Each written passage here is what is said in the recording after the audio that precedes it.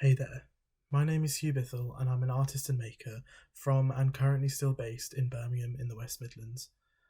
My work exists mostly in the digital world, which I always say I find surprising as I hate using technology. But after 4 years of university, primarily using my laptop for almost every single project, I don't think that I can act that surprised anymore. So yeah, I am a digital artist mostly, who occasionally dabbles in making physical work. Um, I would say that my practice stems from growing up as a queer child and then queer teenager who had access to a computer and then obviously access to the internet. So as a child, I would spend like hours doodling on Microsoft Paint or making random presentations about like random topics on Microsoft PowerPoint. That has definitely catalyzed and manifested in me using Microsoft Paint and PowerPoint as my main methods of making as an artist now. I also think that the pandemic definitely had a hand in me becoming a more digitally leaning artist. I would say that being stuck at home for the best part of 2 years meant that I really had to rethink what work I was going to make and how I was going to make that work, which at the time as an art student was really hard. It did feel like my time in art school before was basically all for nothing, and then the time afterwards was going to be a rush to catch up with what I wanted to do. But I'd say realistically, it pushed me to solve these problems and to come out the other side with a practice that I'm really proud of, that feels really connected to me and to my passions and what I want to make. I think that the nostalgia that I feel when I use these programs to create art as an adult allows me to really like let go of any inhibitions, really let loose with what I make.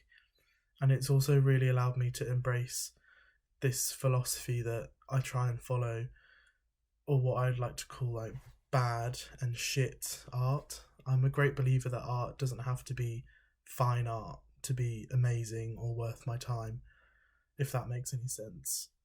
And I would much rather make art that comes across as technically unskilled, but there's a humour there and a heart that some classical art that you see not doesn't necessarily have. So I would say that artists like David Shrigley and Nell Mitchell and Mino Sanchez all follow this philosophy as well, perhaps. Their work can be seen as rough around the edges, or it follows really lowbrow subject matter, and it all has a sense of humour. Humour is something else that is really important to me in my art. Um, I really want to make work that is fun and that I have fun whilst I make it, and I don't want to take myself too seriously. So, making funny work, in my opinion, allows for that. So, as I said earlier, my practice stems from being a queer youngster with an internet connection. Growing up with the internet definitely allowed me to explore and discover more about myself than I ever thought was going to be possible. And it also allowed me to find communities that I felt truly part of. So I grew up in Germany for 10 years on a British military base. So I did have friends and we all spoke the same language. But it just meant that there was a much smaller peer group. So having the internet there meant that I could find out that there were other people out there who felt like me and liked the same things that I did.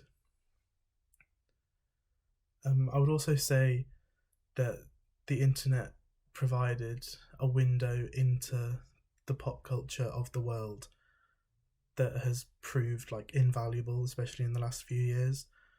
Like in my work, internet memes, pop stars, pop music, celebrities, they all have like the potential to become inspiration because that is the media that I mostly consume and find interesting. So that is a massive thing for me. I'd also say that hedonism is a massive theme in my work, particularly like queer hedonism. It's like the pursuit of queer liberation and queer fun. I just want my work to be fun, to be funny, and to always just be gay.